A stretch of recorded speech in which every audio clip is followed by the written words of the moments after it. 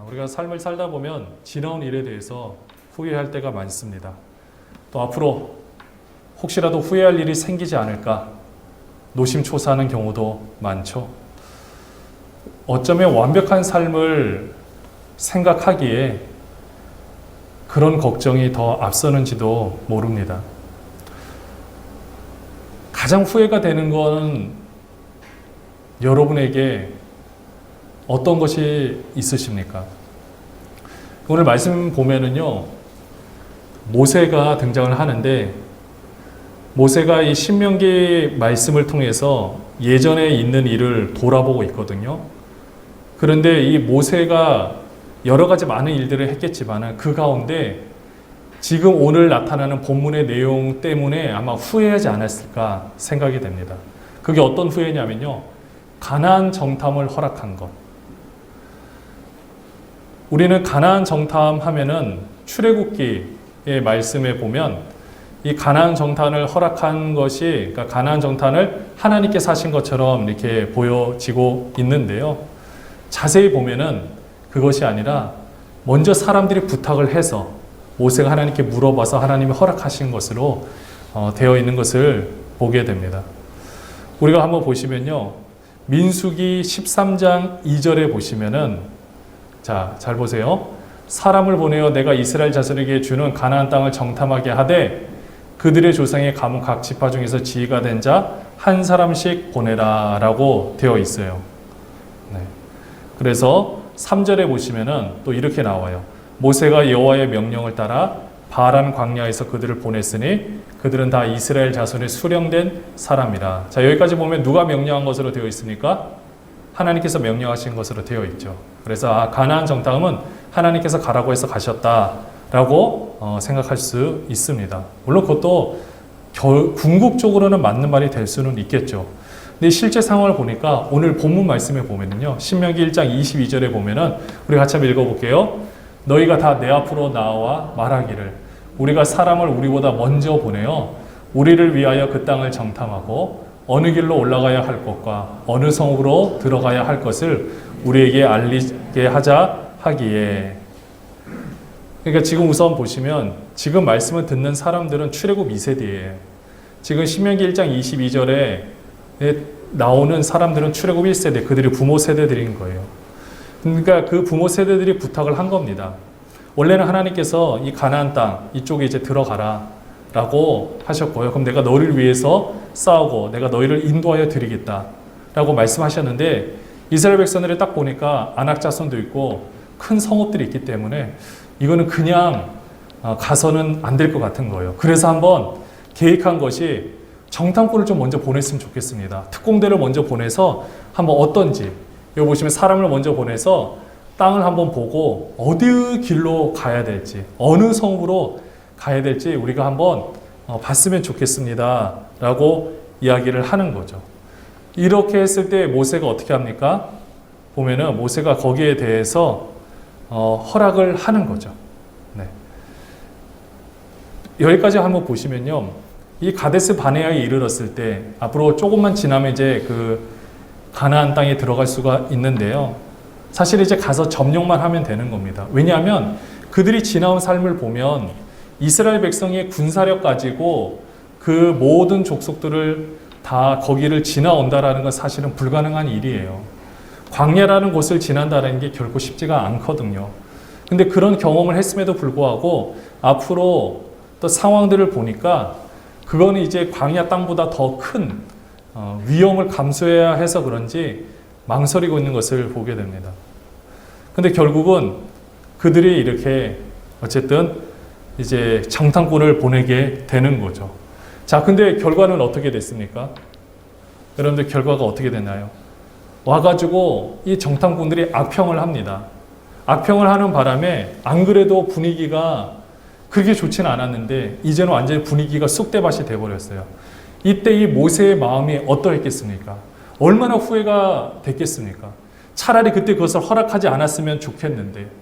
그리고 이스라엘 백성들의 입장에서는요, 그들이 어떤 걱정을 했냐면은 우리들이 만약에 가게 되면 우리의 자녀들이 잡히게 될 것이다 라고 했는데 어떻게 됐습니까?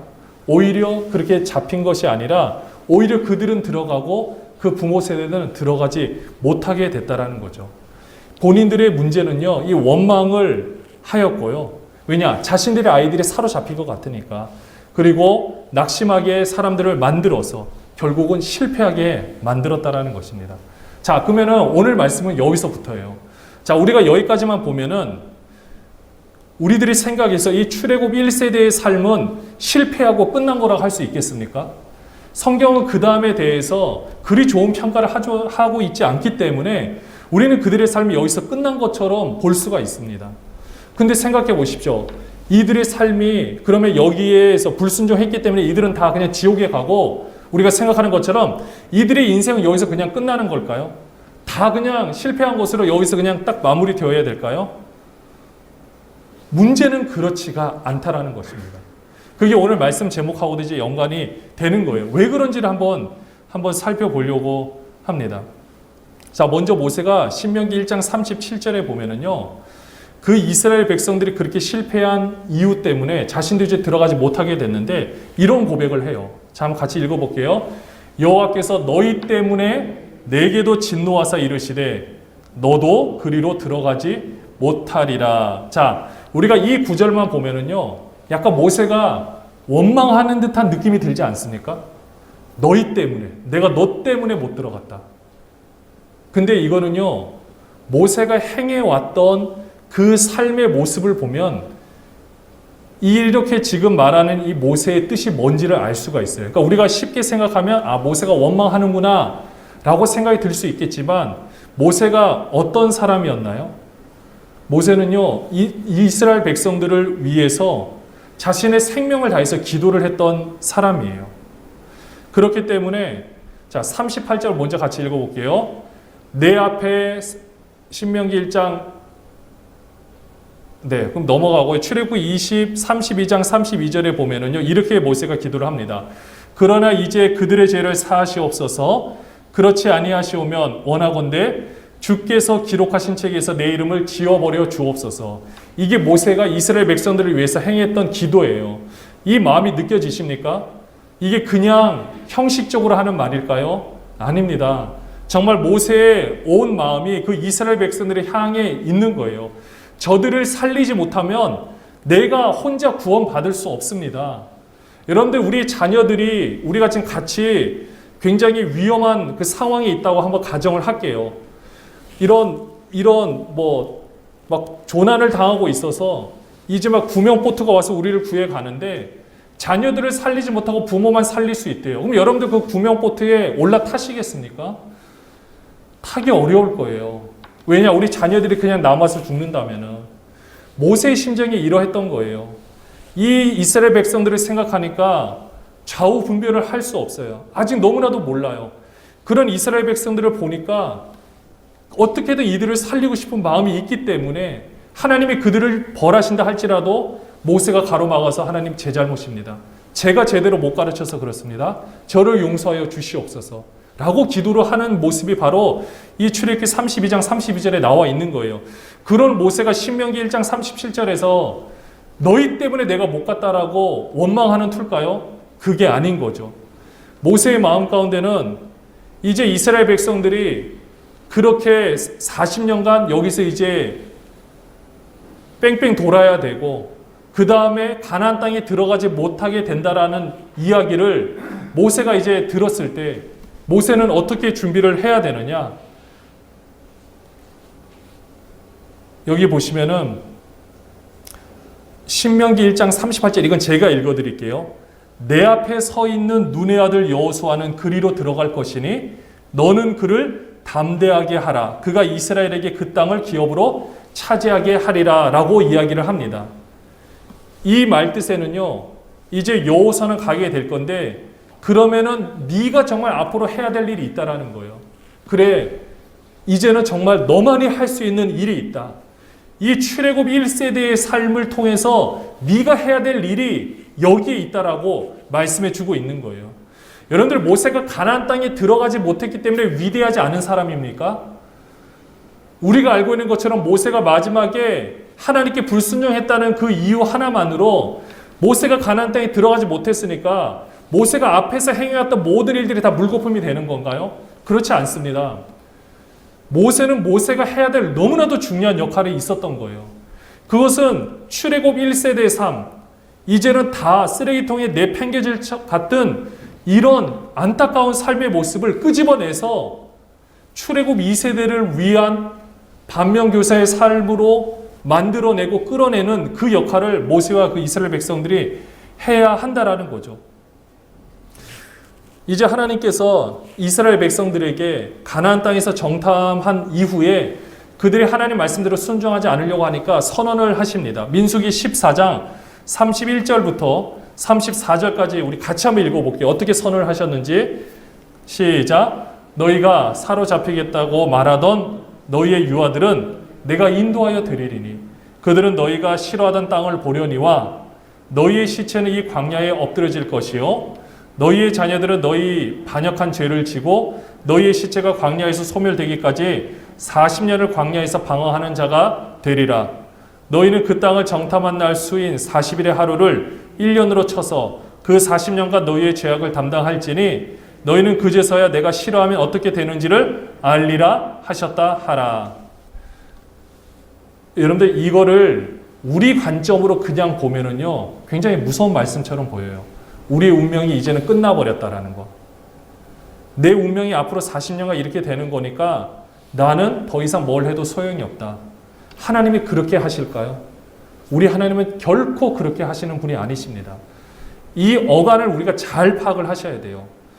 이 민수기 14장 31절에서 34절의 말씀은요, 이 상황을 통해서 그 후대의 사람들이 어떻게 우리가 행동을 해야 될지에 대해서 알려주는 말씀이에요. 근데 그 시대에서 그 출애굽 1세대의 삶은요, 이제는 모든 것들이 심판이 된 것 같고 다 정해진 것 같지만 그들이 그런 삶을 살아가는 것이 이제는 끝난 것이 아니에요. 이들의 삶이 있어야만 앞으로 출애굽 2세대를 포함해서 그 후손들의 삶이 그 이전에 모든 악한 본성과 습관을 다 끊어버릴 수가 있는 겁니다.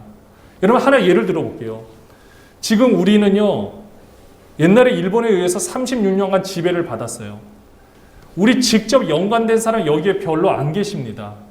근데 여러분들의 마음 가운데, 그리고 지금 젊은이들의 마음 가운데도 보면은 일본에 대한 이런 마음들이 보면은 좋지 않은 거 우리가 다 잘 알고 있잖아요. 뭐라도 해서 스포츠도 이겨야 되고 어떻게든 다른 나라는 몰라도 일본한테 지면 안 된다는 이런 생각도 우리에게 남아져 있습니다.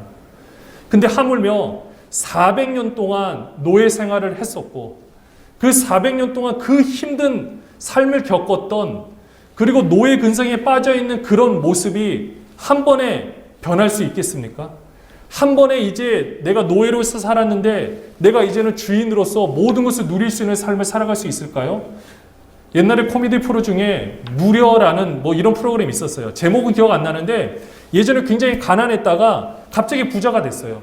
근데 예전에 그 습관과 그 행했던 모습 속에서 벗어나지 못하는 그런 모습을 풍자해서 만든 프로그램이 있었거든요. 우리의 모습은 어떻습니까? 여러분들 지금 우리 삶의 주인이 여러분이라고 먼저 생각되십니까? 여러분들 옆 사람 얼굴 한번 쳐다보십시오. 그 사람의 주인이 그 사람 맞나요? 여러분들 정말 그렇게 생각하십니까?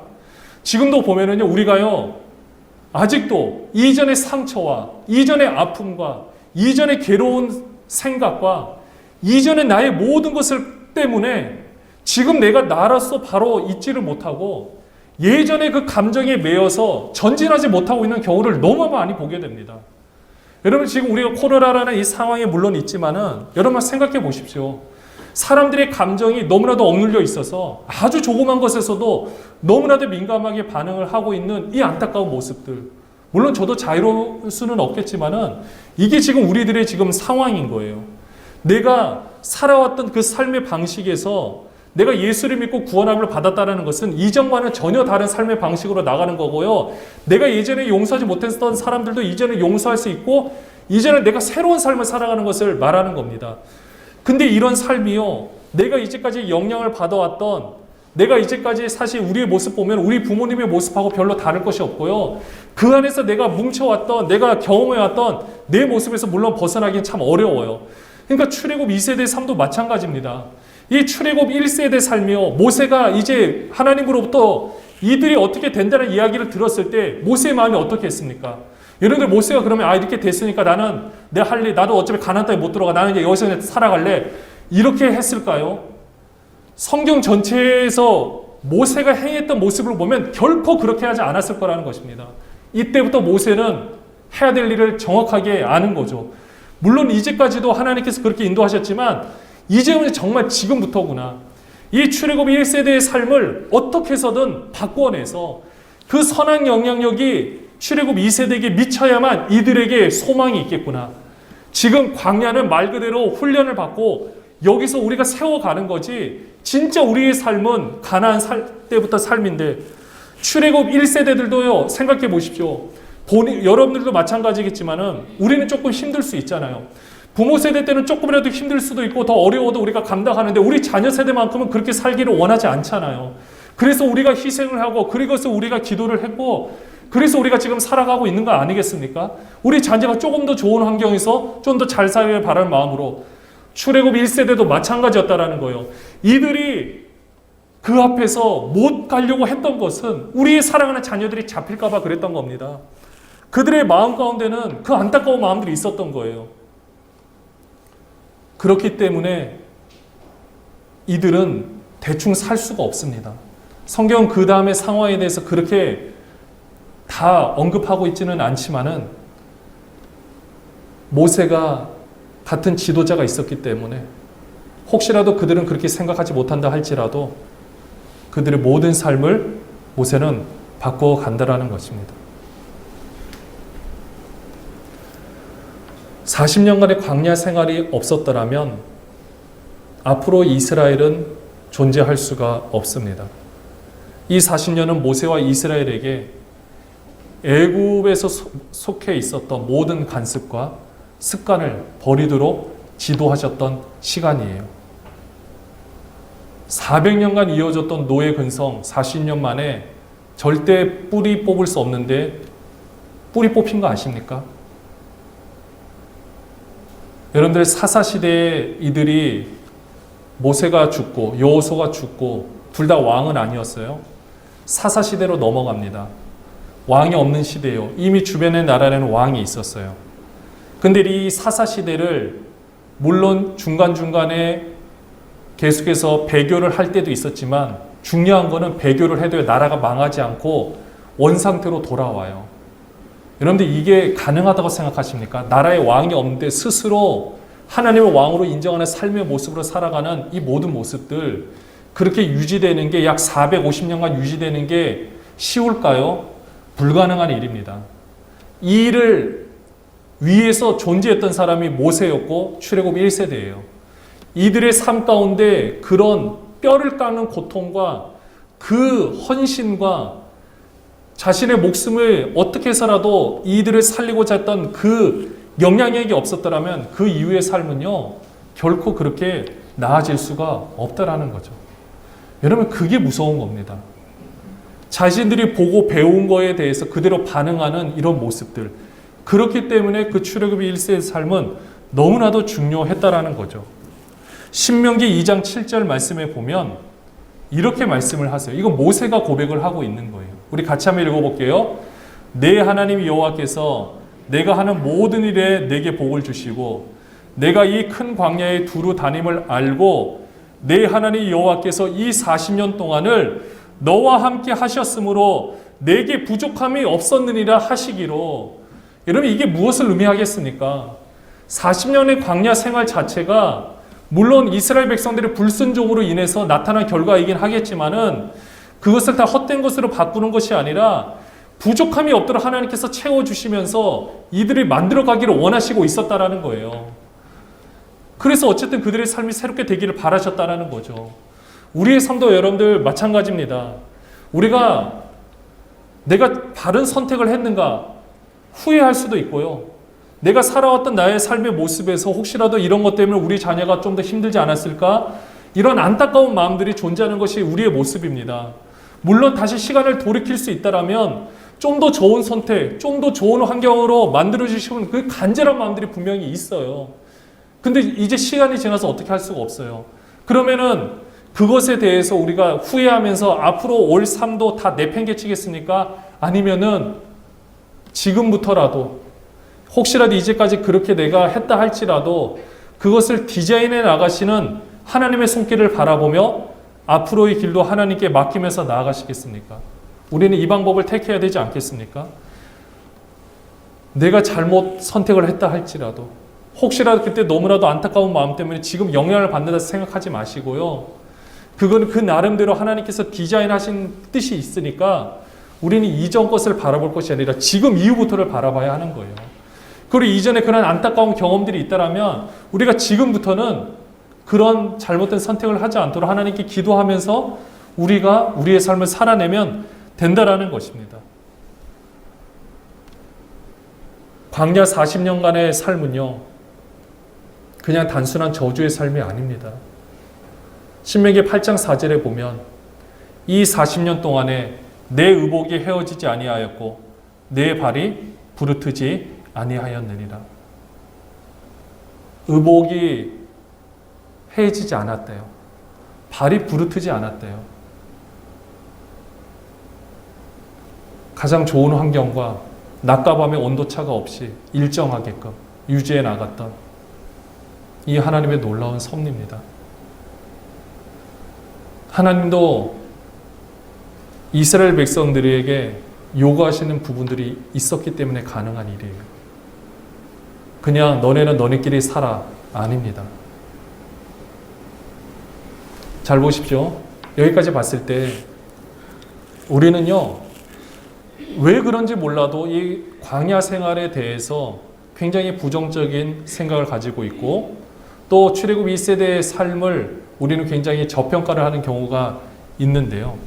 오늘 말씀까지 보시면 하나님과 함께 했던 모세의 말이 훨씬 더 중요하지 않겠습니까? 우리가 지금 생각하고 결론 내리는 하나님에 대한 인상보다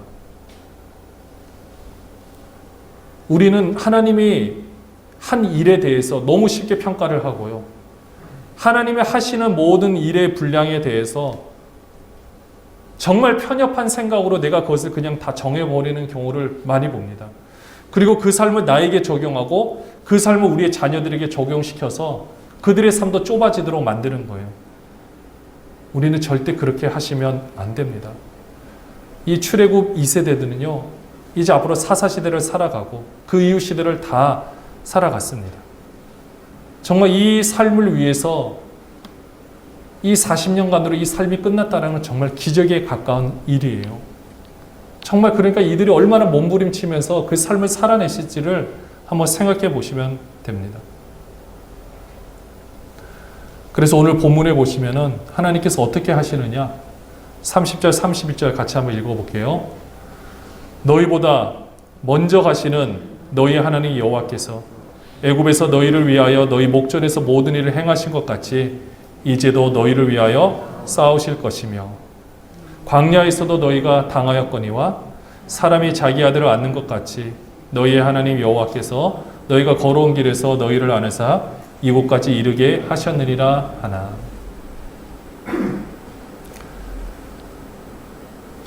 이스라엘 백성들이 40년간의 이 모든 생활을 제가 말씀드린 것은 그렇다고 해서 그냥 불순종해도 대충 살아도 된다 이런 말씀이 아닙니다.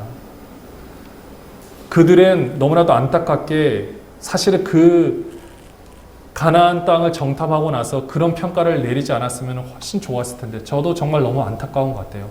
근데 혹시라도 그런 안타까운 마음이 있다 할지라도 거기에 대해서 대가는 다 치루었고요. 그 대가가 바로 나머지 삶 동안 그 말한 거에 대해서 안타까운 마음 때문에 뼈를 깎는 그 고통 가운데서 그것을 감당했을 거고요. 그런데 그런 상황 가운데도 하나님이 디자인 하시기 때문에 이 모든 것은 가능한 거예요. 그러니까 우리 인생도요, 지금 하나님께서 나를 디자인해 나가신다는 것을, 나를 움직여 가신다는 사실을 내가 믿음으로 바라볼 수 있으면 내가 그 안에서 내가 범죄를 하지 않는 이상, 하나님께 주신 어떤 선택을 한다 할지라도 하나님은 그것을 만들어 가신다라는 거죠. 그게 사실은 가장 귀한 모습이거든요. 지금 하나님께서 이스라엘 백성들에게 대신해서 싸우신다고 하셨고 또 그들을 안아서 오신다라고 했었어요. 그 많은 이스라엘 백성들을 하나님이 자기 아들을 안는 것 같이 데리고 여기까지 이르게 하셨다라는 것입니다. 그러니 우리가 그 안에서 있게 되면은 우리의 삶을 이렇게 인도해 나가시고 계시는데 내가 한 것이 아닌데 이제까지 내가 살아온 것도 하나님께서 인도하신 건데 앞으로의 삶은 어떻게 하시겠습니까? 우리 신명기 방금 읽으셨던 1장 32절 33절도 보시면요. 이 일에 너희가 너희의 하나님 여호와를 믿지 아니하였도다. 그는 너희보다 먼저 그 길을 가시며 장막 칠 곳을 찾으시고 밤에는 불로 낮에는 구름으로 너희가 갈 길을 지시하신 자이시니라. 그 길을 가시고 장막 칠 곳을 찾으시고 밤에는 불기둥으로 온도를 일정하게 유지해주고 맹수들이 오지 못하게 하고 낮에는 구름 기둥으로 그들을 시원하게 해주고 갈 길을 인도하시고 지도해 주셨던 그 하나님, 눈에 보이는 그 구름 기둥과 불 기둥의 형상으로 하나님이 우리와 함께 하시고 그 인도 따라서 본인들이 정탐꾼을 보내서 가는 게 아니에요. 앞으로 갈 길을 먼저 수색대를 보내는 게 아니에요. 그냥 그대로 가는 겁니다. 그렇게 가게 하셨습니다. 사랑하는 여러분들, 내가 지금 내 뜻대로 내 삶이 풀리지 않는다고 해서 하나님의 저주라고 생각하실 필요 없습니다. 좀 돌아가는 것 같다는 생각이 들 수도 있어요. 그래도 괜찮습니다. 우리 인생이 내가 생각하는 어떤 모습으로 빨리 되지 않는다라는 이 조급함을 우리는 조금 벗어야 할 것 같아요. 물론 그렇다고 포기하고 가만히 있으라는 것은 아닙니다. 내가 해야 될 일은 분명히 내가 해야 되는 게 맞아요. 쉽게 표현하면 밥상이 차려져 있으면 밥은 내가 먹어야 돼요. 그것까지 누가 떠먹여 주지는 않습니다. 그 정도는 내가 당연히 해야 되지만 나머지 모든 것에 대해서는 정말 하나님께서 모든 상황을 통해서 움직여 가시고 있다라는 거죠. 그래서 이 광야 생활에 대한 결론을 모세가 내리는 것은 뭐냐? 신명기 8장 2절 우리 같이 한번 읽을게요. 같이 읽겠습니다. 내 하나님 여호와께서 이 40년 동안에 내게 광야길을 걷게 하신 것을 기억하라. 이는 너를 낮추시며 너를 시험하사 내 마음이 어떠한지 그 명령을 지키는지 지키지 않는지 알려하려 하심이라. 아멘. 이 말씀의 대상은 출애굽 2세대예요. 너의 마음, 너를 낮추고 너를 시험하고 내 마음이 어떠한지. 출애굽 1세대의 삶을 통하여 영향받은 2세대의 삶의 모습. 광야 40년은 이들을 살리고자 한 하나님의 디자인과 섭리가 물론 인간의 불순종이라는 안타까운 상황이 있었지만 그것까지도 하나님께서 디자인해서 만들어 가셔서 결국은 모든 사람을 살리고자 했던 하나님의 뜻. 그리고 모세는 이 모든 것이 자신의 책임이라는 것을 알았기에 자신의 생명을 다해서 그들을 출애굽 1세대를 어떻게든 선한 영향력을 2세대에 끼치고자 그들과 함께 최선을 다해서 그들의 삶을 교육시켰고 훈련시켰고 만드셔서 결국은 가나안 땅에 들어가지는 못했지만 이스라엘 백성들과 함께 그 땅에 묻히게 되었다라는 것입니다. 이제는요, 우리는 어디에 서 있느냐? 우리가 출애굽 2세대로서, 그러니까 여러분이 만약에 1세대라고 생각한다는 것은 이제까지의 삶은 1세대의 삶이 될 수 있어요. 그런데 오늘 2021년 9월 5일 이후부터의 삶은 이제부터는 2세대의 삶입니다. 1세대의 삶은 다 지나갔어요. 내가 하나님 뜻대로 순종하지 못해서 겪어봤던 어려움들도 다 있으실 거고 여러분들이 나름대로 인생에서 정말로 힘든 모든 상황들을 다 겪어보셨다면 이제 1세대에서 거기서 이제 끝나면 되는 거예요. 그때 인도하셨던 하나님, 그때 내가 생각했던 방식은 이전에 모세가 해왔던 방식인 거예요. 그제까지 정말 그렇게 인도해 주셨기 때문에 내가 지금 이 자리에 서 있을 수 있는 거 아니겠습니까? 그럼 이제는 우리가 어떻게 되느냐? 이제는 새롭게 나가야 하는 거죠. 내가 한 선택에 대한 결과로 인한 두려움 때문에 현재를 살지 못하는 그런 안타까운 마음, 그런 안타까운 경우 정말 없습니다. 또한 이전에 여러분들이 가지고 있던 나의 감정과 나의 마음과 이것으로 인해서 내 앞길이 막힌다면 그것도 안 되는 거예요. 다 내려놓으시고 이제는 내가 정말 새로운 마음과 새로운 뜻으로 이걸 통해서 이제는 새롭게 내 삶을 또한 인도하실 하나님을 바라보면 우리는 한 걸음씩 전진해 나가면 되는 겁니다. 이제까지 여러분들의 모든 삶 그래도 괜찮습니다. 어떻게 살아왔든 이제 괜찮아요. 그것 때문에 앞의 삶 이제 얽매이지 마십시오. 오늘부터 새로운 삶이 시작되는 겁니다. 예전의 생각에 절대 사로잡히지 마시고 내가 어떤 선택을 해왔던 우리 한번 고백하겠습니다. 그래도 괜찮습니다. 그래도 괜찮습니다. 지금부터가 이제 중요합니다. 이 지금부터 여러분의 인생은 하나님께 주신 최고의 삶이기에 가장 복되고 가장 귀하고 가장 아름다운 삶으로 살아계실 바라고요. 우리 하나님이 디자인하고 계세요. 또 하나님이 예수 사랑교회를 위해서 예수 사랑교회를 통해서 디자인하고 계시고요. 여러분을 위해서 함께 헌신하고 있기 때문에 걱정하지 마시고 주어진 삶을 더 아름답게 복되게 살아갈 수 있는 저와 여러분이 되시기를 주님의 이름으로 축원합니다.